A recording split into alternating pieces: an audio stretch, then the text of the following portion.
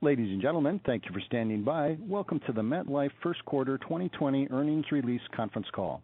At this time, all participants are in a listen-only mode. Later, we will conduct a question-and-answer session. If you'd like to ask a question at any time, please press 1 then 0.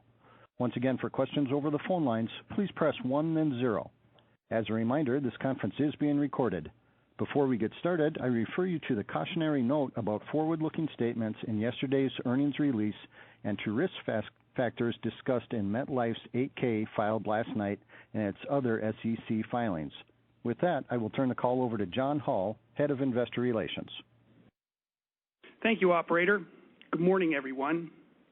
Now more than ever, we appreciate you joining us for MetLife's First Quarter 2020 Earnings Call. Before we begin, I refer you to the information on non-GAAP measures on the investor relations portion of MetLife.com in our earnings release and in our quarterly financial supplements, which you should review. On the call this morning are Michel, Khalaf, President and Chief Executive Officer, and John McCallion, Chief Financial Officer. Also participating in the discussions are other members of senior management. Last night, we released a set of supplemental slides. They are available on our website.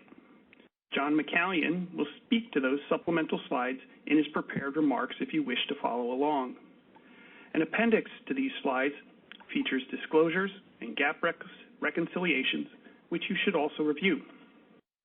After prepared remarks, we will have a Q&A session that will extend to the top of the hour. In fairness to all participants, please limit yourself to one question and one follow-up.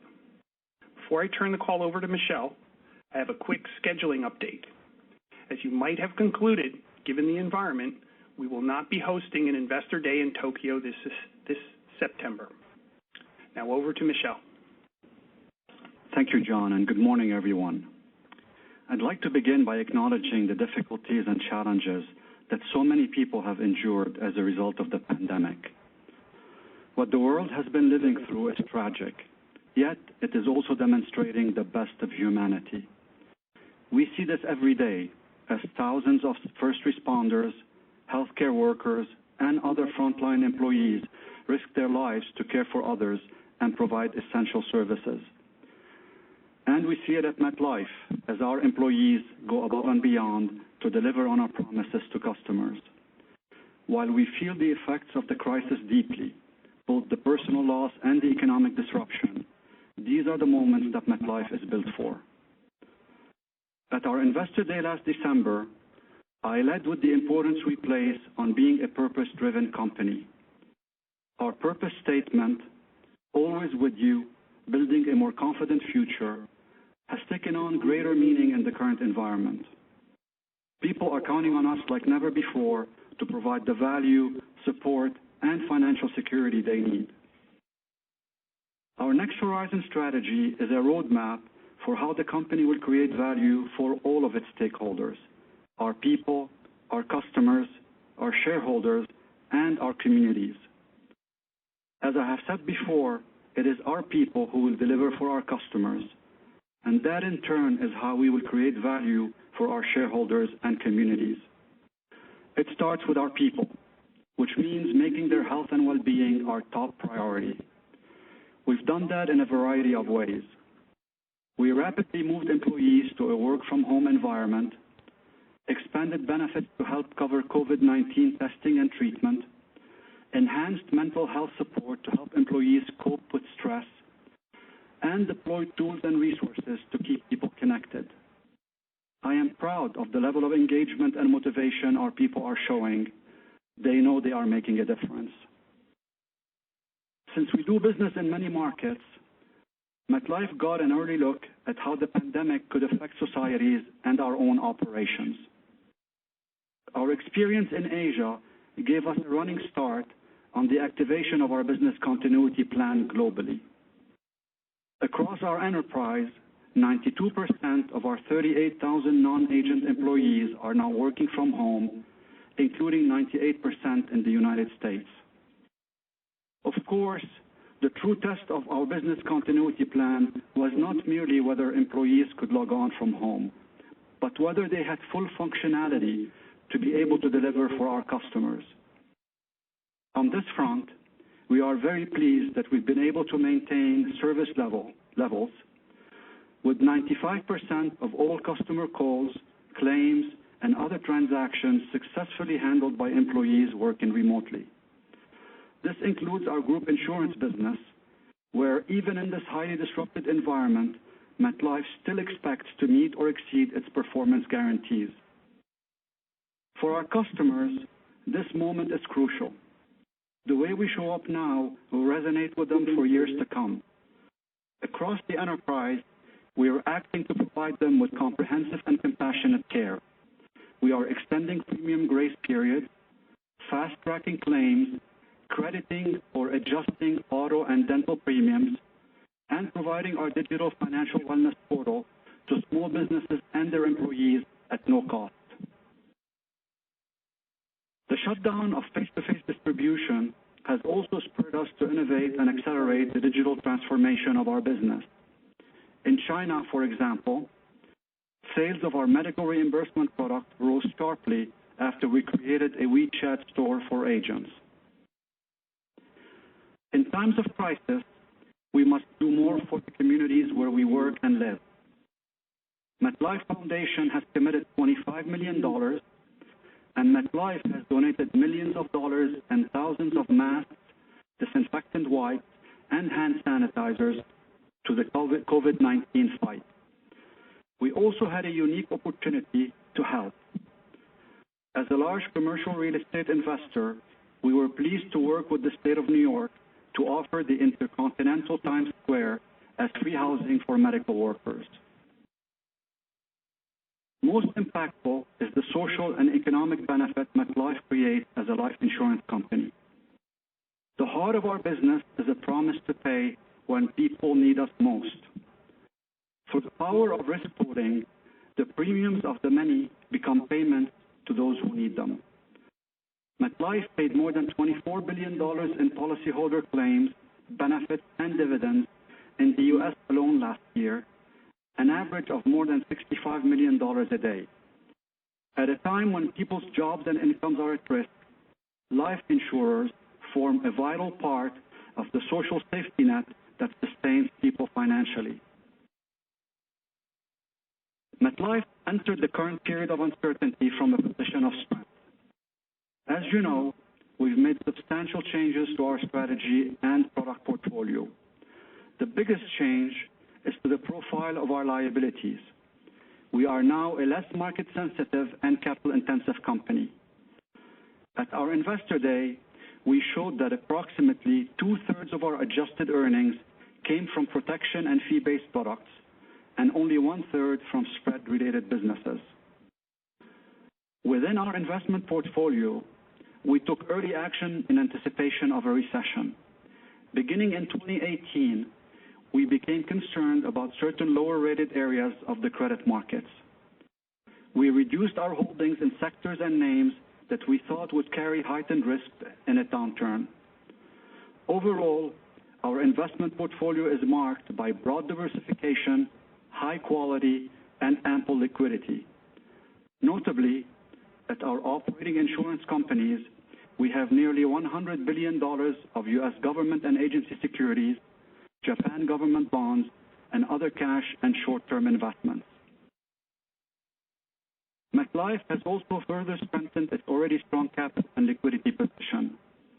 As part of our planned capital actions, in late March, we accessed the bond market when few others could to raise $1 billion. For the quarter, this helped bring the company's total cash and liquid assets at our holding companies to $5.3 billion. Our combined U.S. NAIC risk-based capital ratio as of year-end 2019 was 395%, and we enjoy high ratings from all major credit rating agencies. Another proactive step we've taken is to increase our focus on expenses. MetLife remains committed to meeting the expense target we set as part of our unit cost initiative program. In the current environment, perhaps no area gives us greater opportunity to demonstrate our commitment to consistent execution than expense discipline. As we announced last week, our financial strength enabled us to increase our quarterly common stock dividend, which provides a steady and growing source of income to millions of people during this economically challenging time. We raised our second quarter 2020 common stock dividend by 4.5%, which illustrates our confidence in MetLife's future.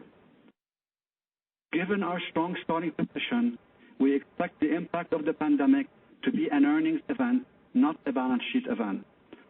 MetLife has a great set of globally diversified businesses, some of which may be pressured by today's unprecedented events, while others act as offsets. Take our Retirement and Income Solutions, or RIS, business. While we are seeing a slowdown in new pensions risk transfer deals, we are also seeing a surge in demand for our stable value offerings as 401k sponsors and participants seek the safety of these book value products backed by MetLife. And although rollover reinvestment rates continue to be pressured for our long-tail businesses in RIS, the current configuration of the yield curve, very low at the short end and a positive slope, is favorable for our capital markets investment products and securities lending activities.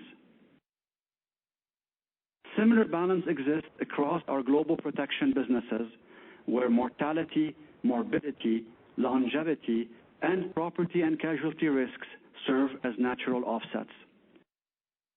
At the core, our scale, strong balance sheet, and broad diversification are key strengths of our franchise. These strengths enabled us to generate first quarter adjusted earnings of $1.4 billion, or $1.58 per share, up 7% from a year ago. The direct impacts on our adjusted earnings from the pandemic and economic slowdown were limited. Adjusted earnings reflected strong underwriting margins in group benefits and favorable underwriting margins in property and casualty. Variable investment income was very strong, mostly due to private equity, which is reported on a one-quarter lag. These positives were offset in part by unfavorable market factors across interest rates, equities, and foreign currency.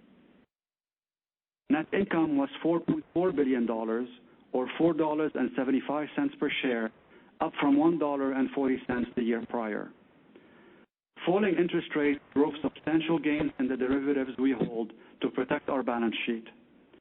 Book value per share, excluding AOCI, other than FTTA, was $52.36, up 7% sequentially from year-end, while adjusted return on equity on the same basis totaled 12.6%.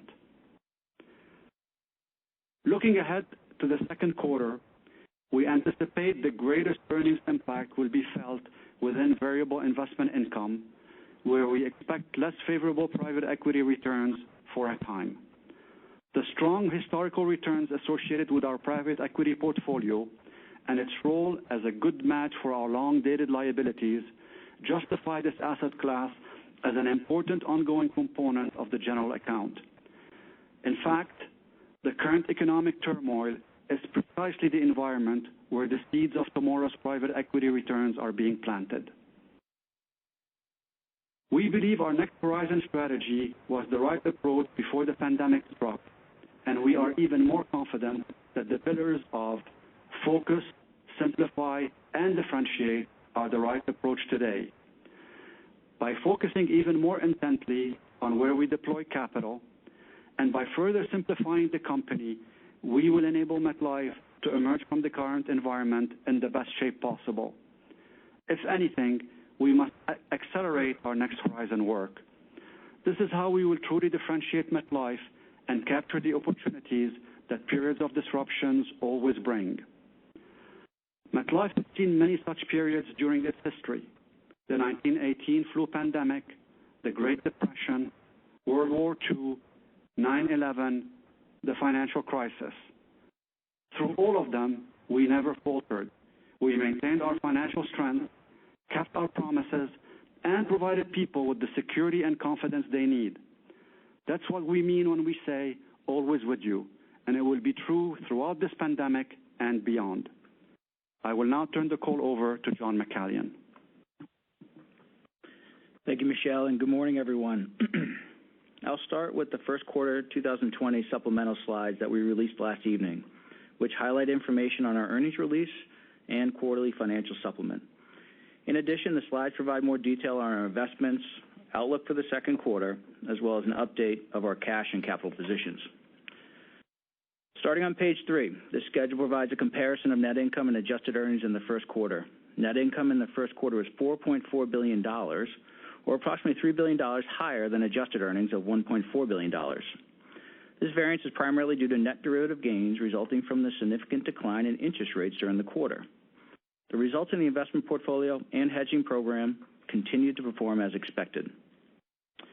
Turning to page 4, you can see the year-over-year comparison of adjusted earnings by segment, excluding notable items. This quarter's results did not include any notable items, while the prior year quarter had $55 million associated with our unit cost initiative, which was accounted for in corporate and other. Excluding the unit cost in the first quarter of 2019, adjusted earnings were down 2% and essentially flat on a constant currency basis. On a per-share basis, adjusted earnings were up 3% and up 5% on a constant currency basis. The better results on an EPS basis reflect the cumulative impact from share repurchases. Overall, positive year-over-year drivers include strong variable investment income, solid volume growth, favorable expense margins, and lower taxes. This was offset by equity market weakness, lower recurring interest margins, and less favorable underwriting compared to first quarter of 2019. Turning to the performance of our businesses. Group Benefits adjusted earnings were down 9% year-over-year. The group life mortality ratio is 87.9%, which is slightly above the midpoint of our annual target range of 85 to 90%, but less favorable to the exceptionally strong prior year quarter of 85.3%, which was the best first quarter mortality ratio in over 15 years. The interest-adjusted benefit ratio for non-medical health was 71.7%, which is below our annual target range of 72 to 77%, and also favorable to the prior year quarter of 72.9%. The primary driver was strong disability results, which benefited from higher claim recoveries, lower incidence, and lower severity. With regards to the top line, Group Benefits adjusted PFOs were up 7% due to solid growth across all markets. Retirement and Income Solutions, or RIS, adjusted earnings were up 26% year-over-year. RIS investment spreads for the quarter were 114 basis points, up 18 basis points year-over-year, and up 8 basis points sequentially. Spreads in the quarter benefited from higher private equity returns and a decline in LIBOR rates. RIS liability exposures grew 9%, driven by very strong growth in the second half of 2019, and exceptionally strong stable value sales in the quarter, which benefited from a flight to safety amid the turbulent equity markets, as well as opportunistic issuances in our capital markets investment products. While liability exposures grew, RIS PFOs were down 32% due to the mix of sales in the quarter, driven by lower structured settlement and income annuity sales. Property and Casualty, or P&C, adjusted earnings were up 12% versus the prior year. The overall combined ratio was 91%, which was below our annual target range of 92 to 97%, and the prior year quarter of 92.2%. P&C results benefited from favorable non-catastrophe weather in homeowners and auto. P&C auto also benefited from lower auto frequency over the last 2 weeks of the quarter due to the COVID-19 shelter-in-place orders. Moving to Asia, adjusted earnings were down 2% and flat on a constant currency basis. Solid volume growth was driven by higher general account assets under management on an amortized cost basis, which were up 7%, and 9% on a constant currency basis. This was offset by less favorable underwriting margins, unfavorable equity markets in Japan and Korea, and lower investment margins. Latin America adjusted earnings were down 29% and down 19% on a constant currency basis. The primary year-over-year driver was lower equity markets impacting our Chilean and Caje returns, which was a negative 11% in the quarter versus a plus 5% return in 1Q of 19. Excluding the impact from Encaje, Latin America adjusted earnings were up 23% on a constant currency basis due to higher investment margins, solid volume growth, and favorable underwriting. EMEA adjusted earnings were down 9% and down 6% on a constant currency basis as lower equity markets and less favorable underwriting margins were partially offset by better expense margins and solid volume growth across the region. MetLife Holdings adjusted earnings were down 13% year over year, primarily driven by adverse equity markets.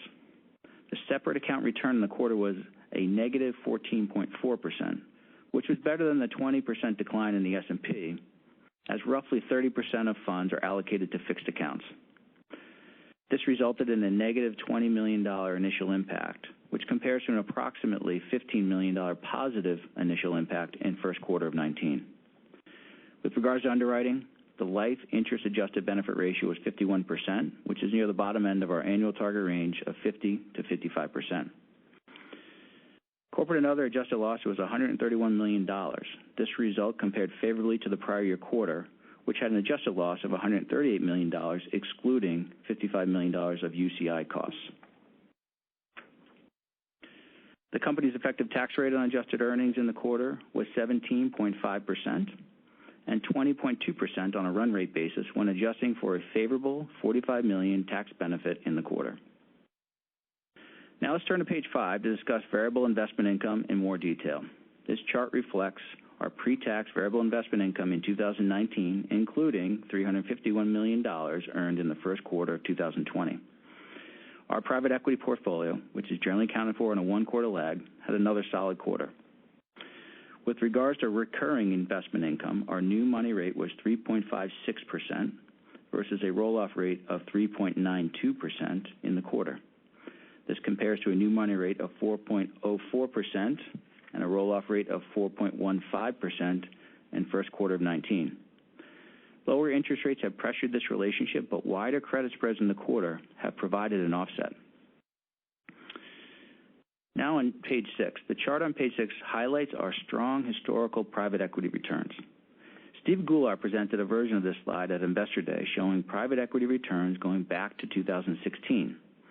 Given the focus on our private equity in the current environment, we've decided to expand this view, showing returns going back to the financial crisis in 2008.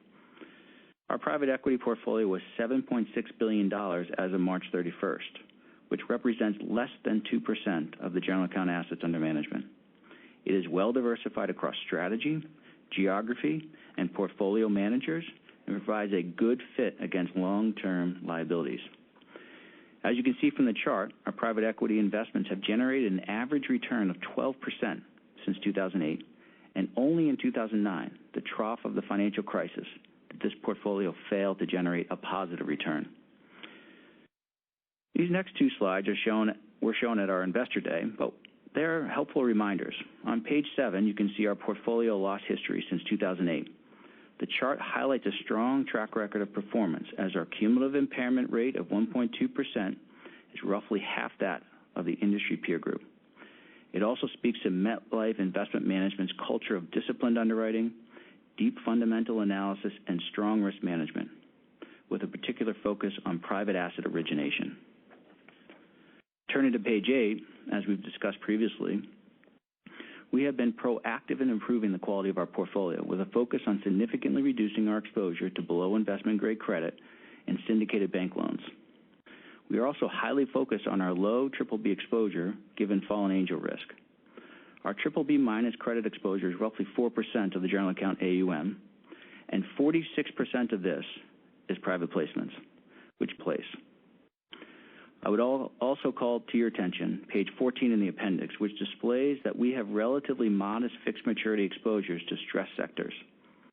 You can see our largest exposure on the chart is our energy portfolio of approximately $8.7 billion, of which 85% is investment grade. The energy portfolio is well diversified across subsectors and issuers, and we believe it is defensively positioned given the changes that we have made since the last downturn for the energy sector back in 2016. Turning to page 9, this chart shows our direct expense ratio from 2015 through 2019 and first quarter of 2020. Through year-end 2019, we have achieved 170 basis points improvement in our direct expense ratio. And while we expect top-line pressure in 2020, we remain committed to achieve our target as we continue to deploy an efficiency mindset to increase capacity for reinvestment and to protect the margins of the firm. Now I'd like to spend some time reviewing several key considerations for the second quarter. These considerations are summarized on page 10, with further detail offered by segment on page 13 in the appendix. Starting with investments, the largest impact of the current environment to manifest in variable investment income with the return on our private equity portfolio. While we received a limited number of PE reports to date, our best estimate for the second quarter is a negative high single to low double-digit return. In thinking about our recurring investment income, we continue to experience downward pressure, but reinvestment rates held reasonably steady during the first quarter as credit spreads widened to offset falling treasury rates and also provided good reinvestment opportunities. During the last week of March, we were able to invest roughly $2 billion in high-quality investments that yielded on average 5.4%. Additionally, while interest rates remained low, the curve has steepened, which improves margins in our capital market products in RIS and our securities lending program. Moving on to underwriting margins. Broadly speaking, we anticipate modest underwriting impacts on a combined basis in the second quarter from COVID-19. But there are many moving parts. To date, while we've seen limited impact from COVID-19 on life claims in the U.S., we do expect this to increase during the second quarter. However, claims activity in dental has declined and auto claims free. Additionally, we would expect some level of offsets from businesses with longevity risks. So currently, we expect a limited overall impact to underwriting margins on a. Turning to top-line metrics, we would expect 2Q sales to be challenged in most of our markets with. Additionally, as Michel mentioned, for April and May, we've provided a 15% premium credit for MetLife personal auto customers and a 25% premium adjustment for our fully insured dental business within group benefits for the 2 months. As far as variable product sensitivities and equity day guidance offered back in December still holds. While we expect to encounter volume and top-line growth pressures, efficiency mindset continues to be a core tenet of our strategy in managing margin pressures across our business. And as I noted earlier, our plans include meeting our direct expense ratio 3%, despite the challenges of the current environment. I will now discuss cash. Cash and liquid assets of the holding companies were approximately $5.3 billion at March 31st, which is up from 4% and well above our target cash buffer of $3 to $4 billion. The $1.1 billion increase in cash in the quarter reflects the net effects of subsidiary dividends, share repurchases, payment of our common dividend, preferred stock and debt issuances. During the quarter, we repurchased $500 million of Met common shares with $400 on our current authorization early March, which we believe to be prudent at this time. Our cash balances are high, 2022, and we like the optionality and financial flexibility of those balances. Next, I would like to provide you with an update on our capital position. The end of the first quarter. Interest rates following the observable forward yield curves as of March 31, and equity markets down 20% in 2020. We estimate that our average free cash 2019 and 2020 will hold within our target range of 65 to 75%. Looking forward to the 2-year period of 2020 to 2021, and assuming the same March 31, 2020 forward yield curves and a return to growth in 2021 within a range of 40 to 60%. As we estimate some level of credit losses 24 months and some level current New York cash flow testing impact dividend capacity at our New York domiciled statutory company, Metropolitan Life Insurance Company, or MLIC.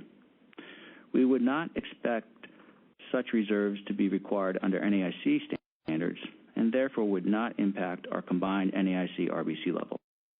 U.S. companies, our combined NAIC RBC ratio was 395%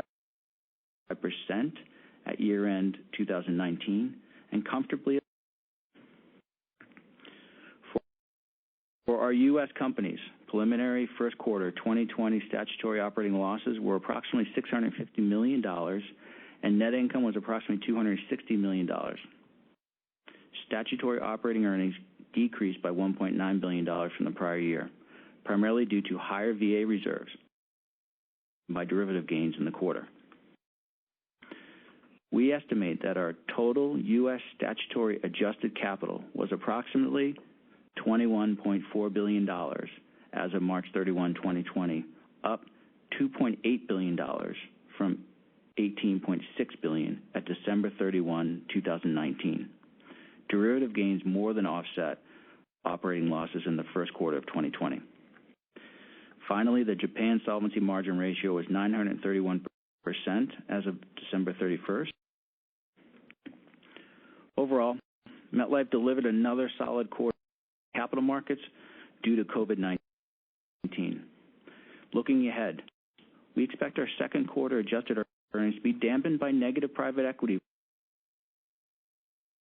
returns, but our underlying business fundamentals from our diverse market-leading businesses to remain intact.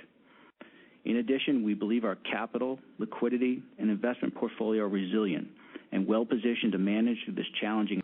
We are confident the actions we are taking the company will continue to create long-term our shareholders. And with that, I will turn the call back to the operator for your questions. Okay, ladies and gentlemen, if you'd like to ask a question, please press 1 then 0 on your question at any time by repeating the 1-0 command. If you're using for pressing the numbers. Once again, if you have a question, please press 1 then 0 at this time. And one moment, please, for your first question. Your first question comes from the line of Tom Gallagher from Evercore. Please go ahead. John, just to follow up on the updated free cash flow guidance, can you provide a little more color on how this works? How much of the impact would be related to interest rates and credit? Because I know you mentioned both. And is it as simple as just thinking there would be $1 billion a year for 2020 and 2021 as the right way to think about this? And then just my follow-up would be, you had a competitor announce a big long-term care reserve charge recently after a regulatory review. Just want to see whether there's anything similar going on with New York regulators and MetLife. Thanks. Good morning, Tom. So on the first question, let me start by saying I wouldn't call it guidance, right? This is, let's just be clear what our objective here is, to provide a scenario. We anchored it on some data or market data as of March 31st. So it was really to provide a scenario of free cash flow. And one, we're considering a level of credit losses and downgrades based on our bottom-up analysis that our investment team has been working through and monitoring and thinking it'll play out over a 12 to 24-month period. And two, looking at the potential impact of New York cash flow testing requirements using last year's requirements. And remember, we get a special consideration letter every year. And then considering any new requirements that we're aware of. And so there, we applied those factors to estimate some level of cash flow testing reserves, again, based on March 31 macro factors. And as I said, Steve and team put forth a bottoms-up review to evaluate a range of credit losses. And for cash flow testing, so then where we are today, that being March 31, where while interest rates are similar, credit spreads were wider back then. equity markets were lower than. I would also point you to just directionally, the shape of the curve is more favorable. Actually, it's more favorable than, I'd say, our year-end base case we used at the outlook call, just given the shape of the curve, given the significant drop in the short end. And then also, as I said, credit spreads, they're important as well in this, and they have narrowed since, March 31. So I think it's important to also know that we get this letter every year. The letter the requirements we used from last year's letter was based on a different macroeconomic environment.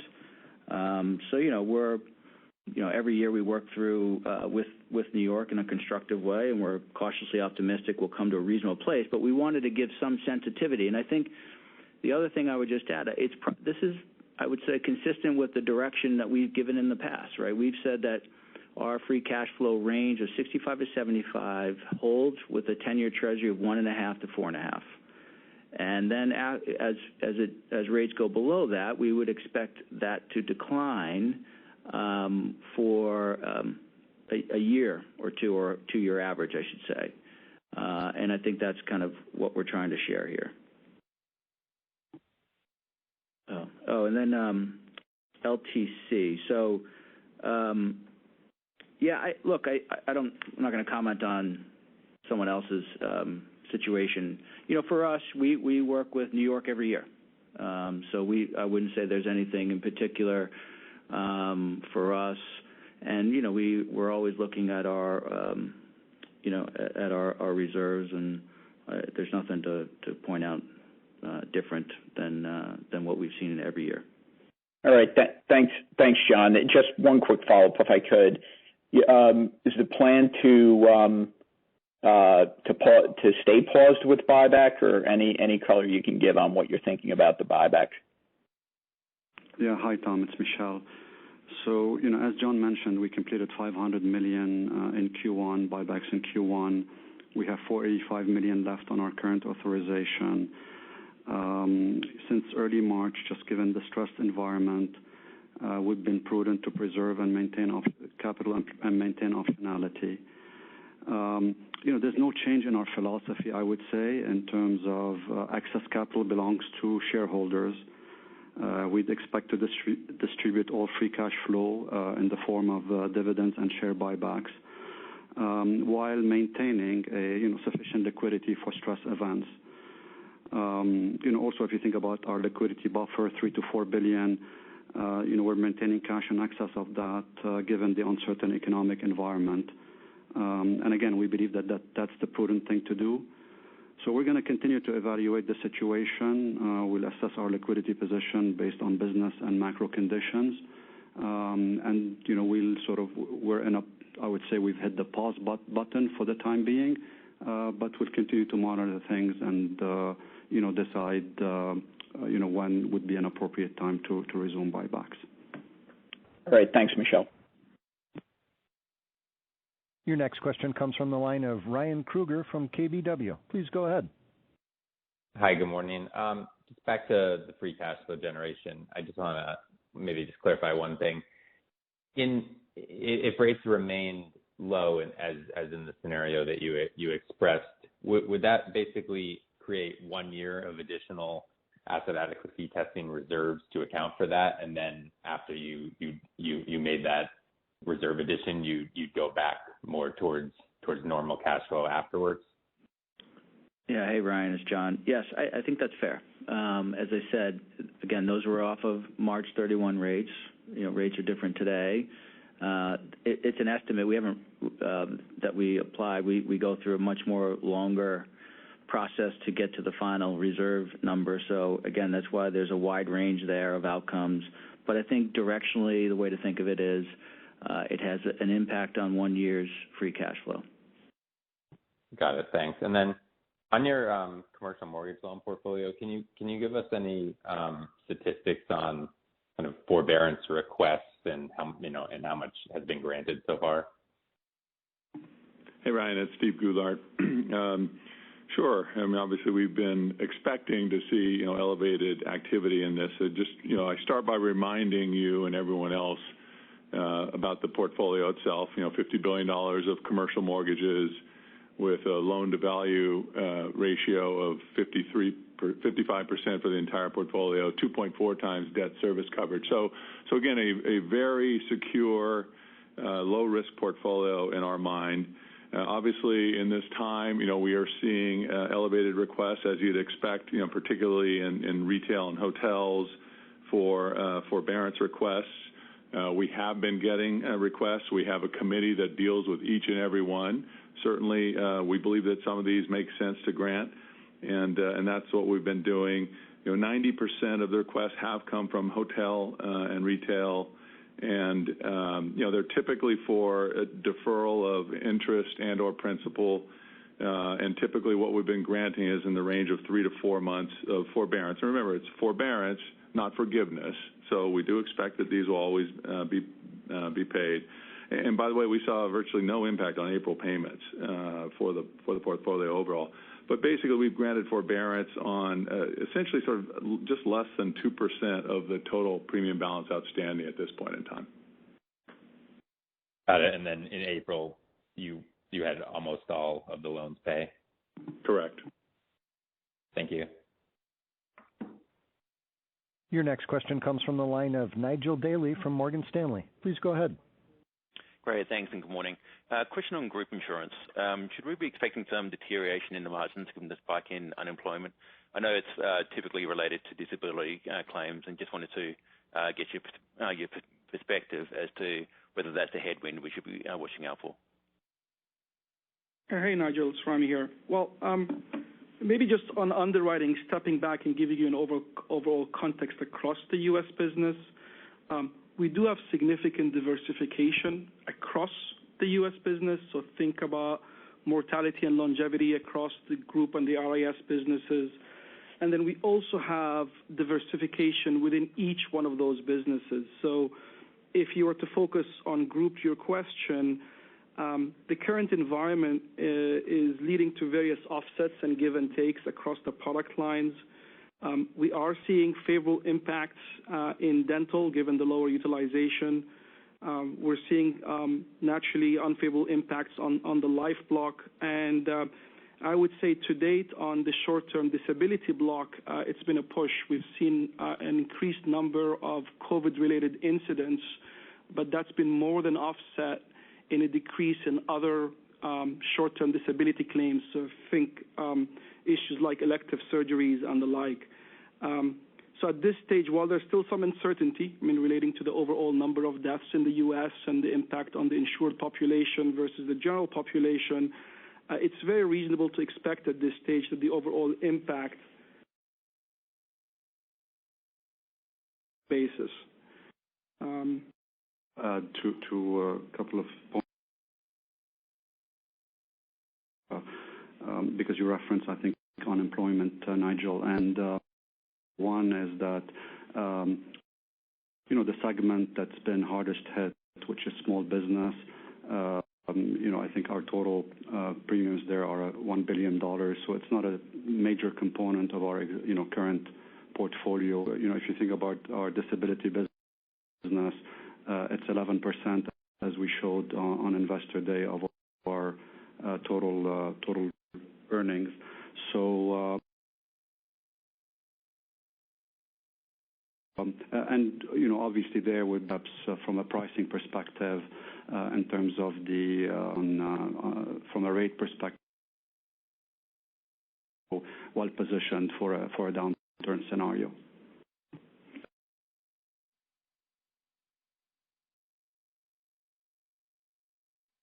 Your next question comes from the Morgan. Please go ahead. Hi, good morning, everyone. I had a couple of questions. First, on your investment portfolio, discussed if you've run any stress tests on what would happen to your capital and or your RBC ratio in sort of a mild recession, deep recession. I appreciate your comments in terms of qualitatively, but anything that you're able. Let me start by just reminding everybody. I know you probably think I sound like a broken record when I do this, but we've been pre-positioning this portfolio for a downturn since 2018. And that's been our outlook. What we talked about at Investor Day, John updated some today. We've continued to reduce, sectors that we were very concerned about below investment grade. We reduced by another $600 million since Investor Day. Bank loans also since Investor Day, and I think I would have to say, and I think anybody, as you talk to involved in investments would say that we've entered this crisis in the past. So we're to it. John showed a slide about sensitive sectors and the like. A number of different ways. We run it through a number of different tests and lenses. Frankly, many of you out there have actually, conducted your own every one of those in detail and just sort of compare to our own. We're using external models, from the rating agencies and other outside experts. Kind of top-down approach and comparing, the portfolio now to previous crises and downturns, emphasizing, the sensitive exposures and how the portfolio has changed since those crises, and imputing our historical default and loss experiences in those times. What we've actually spent the most time on is a real specific bottom-up by our credit and real estate research teams. Again, our core strength is in credit and structure, using them to really go through the portfolio to help us assess this. And, and the result is a very granular, we think are vulnerable to downgrades and losses. And in this analysis particularly, we really thought of it in two ways. One is sort of a nearer term recovery. Does the economy start opening up, say sometime, or really, is it kind of a year-end scenario before the economy starts reopening? And the bottom line assessment is based on what we foresee today. The impact of downfall in these scenarios is very manageable. That analysis put possible losses of up to $1.4 billion over time, as John said, likely to occur over kind of a 12 to 24-month period. And the impact on RBC from downgrades, in that we would estimate also up to about 25 basis points as well. So, what I'd say again is, we've been preparing for this. In this environment, we expect losses and downgrades above normal, but based on the pre-positioning we've done and based on what we know today, we feel very comfortable and think our position is very sound. Okay. Business. Normally, you'd assume in a low-rate environment, your spreads would actually be going down, but they've held in pretty well. So, I'm assuming some of that's because of the benefit of the steeper yield curve. So, assuming rates stay around here and the yield curve's as steep as it is, would you expect your spread to these levels? Yeah. Hey, Jimmy. It's John. Good morning. So, spreads were in line with what we've kind of been forecasting for the last few quarters, as we said before. And, coming in at 114 basis points, but ex-VII, 83 basis points. And we'll expect, given VII returns in Q2, that this will take our overall spread down, in Q2. And just as a frame of reference for VII, 85 to 90% of our VII comes through 3H and Asia, and it's roughly a third each. But let me focus on how the shape of the curve is improving spreads, ex-VII. And again, I think this highlights some of the diversification that we have in our business products and the tools that we have to deploy in different environments. And so we think for the remainder of this year, we would expect kind of as a result of how the curve has changed, particularly even since March. I mean, if you just look at LIBOR, I think it's down 100 basis points since the end of the first quarter. And then maybe just to give you a quick update then on sensitivities, because I know we gave those to you back at the Outlook call. So now where LIBOR is, which is, below 50 basis points, our sensitivity would be, for every 10 bip move, it would be a $10 million plus or minus. depending on whether it goes up or down. The long-term sensitivity doesn't change, but the near-term one does, so it almost doubles. So anyway, I thought I'd just provide that color as well. Thank you. Your next question comes from the line of Elyse Greenspan from Wells Fargo. Please go ahead. Hi, thanks. Good morning.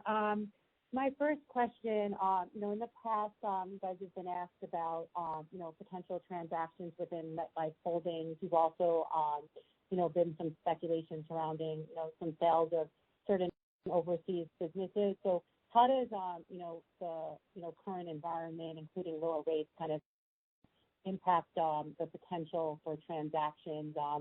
And would you guys just, are you guys, looking in fields, I guess, that could potentially, free up capital between, either of those two routes? Good morning, Elyse. It's John. Look, we've said this before because I don't think we're necessarily, I know it's lower rates, but we've been in low rate environments for some time now, and they've gotten lower certainly over the last 12 plus months. And so it does put some pressure on that bid-ask spread, as we've talked about in holdings. But what we've said before is that these are complex blocks of business, and what we always urge the team to do is make sure we're continuing to take an external perspective, because if things were to change and those pricing points were to converge a little more, maybe supply gets even that much greater. There could be a variety of things, and opportunistic if something makes sense for us. But I'd say just all else equal, yes, lower rates puts pressure on doing something in holdings at this juncture. And just maybe more broadly, Elise, I would sort of add that obviously a more challenging macro environment. We cannot ignore that, but it doesn't change our approach to sort of M&A in terms of how we view it. We continue to portfolio, and also when does it make sense to maybe do something. So certainly the environment makes M&A more challenging, I would say, broadly speaking, but it doesn't mean that we stop that we do in terms of assessing our businesses. And also there might be that certainly we'll spend time also thinking through. Okay, and then in terms of PRT, can you just provide us on the outlook for that business, in somewhat of an low interest rate environment as well? And in terms of the overall pipeline, it has slowed due to the overall environment, number of funding levels, the volatility in the capital markets, and frankly the priorities of the pandemic. So we've seen a few deals that were pulled out or put on hold in the first quarter line. In the second half of the year, we expect to get our fair share. Now, I'd remind you that we were at top last year. But when you think of RIS, again, remember RIS has a lot more than PRT in it. PRT is one product line in the context of a divergent. John referenced, we've seen a substantial pickup in our stable value business in the last quarter, and we're seeing very increase in the liability balances. And certainly for the full year, in terms of liability balances, we'd expect to still be within the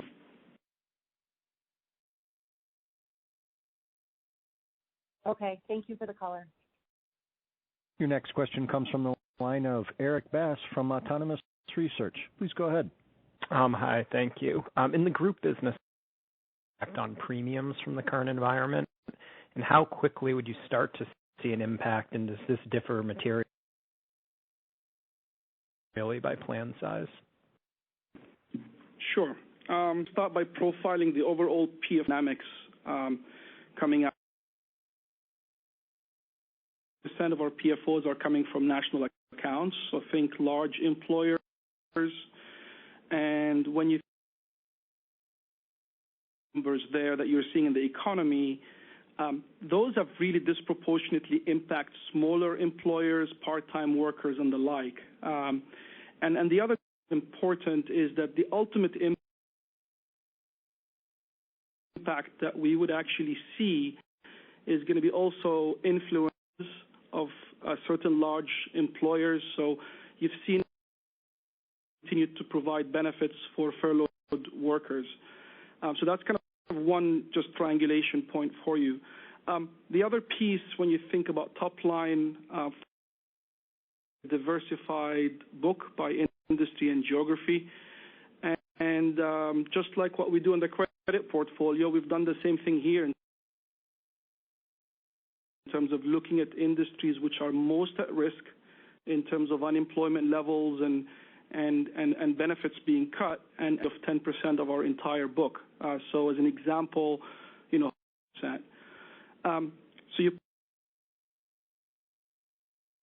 fact that we're getting strong persistency above our expectations, we're getting good renewal actions at expectations. You put all of that together, we'll see some headwinds to PFOs related to overall unemployment, but I would say we would still see some PFO growth for the full year, and likely shy of the 4 to 6%. We will see growth. Just as to bear in mind as you think about the timing, we have implemented a premium credit in our dental business for the months of April and May, given the significant drop in utilization of dental services. And we will align the dental premiums for the balance of 2020 with the expected utilization of services. So when you think about our Q2 revenue recognition from Q2 to the second half of the year. And the second point to highlight here, again, in the context of $1 billion or so voluntary business that we talked about on our Investor Day, we talked about a 30% CAGR in that business historically. We're still expecting for 2020 to still see double-digit CAGR in PFOs for voluntary. And while unemployment levels are a headwind, we have tailwinds here. We have increased awareness of the needs for this product, and we're starting from a place where there's relatively low penetration of these products with the employee population. Very helpful color. And then one for John. As we think about your GAAP interest rate assumption, is the sensitivity to changes still in line with what you've discussed in the past of roughly $50 million per 25 basis point change?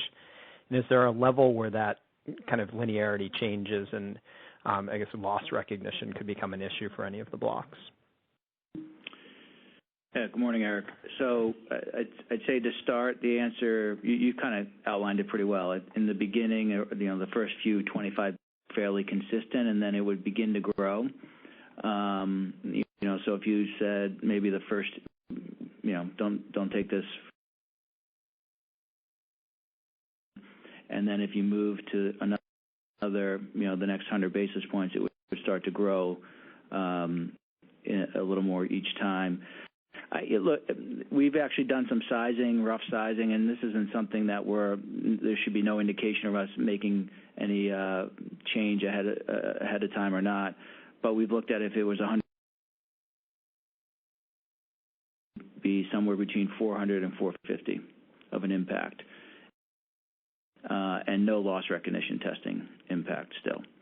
So we've done some stress and sensitivities, but that's our best estimates at this time. Great, thank you. That's helpful. And at this time, I'd like to turn it back to Michel Khalaf for any closing comments. Thank you, operator. When I took the job of CEO just over a year ago, I envisioned a lot of things happening during my first year on the job. The coronavirus was not one of them.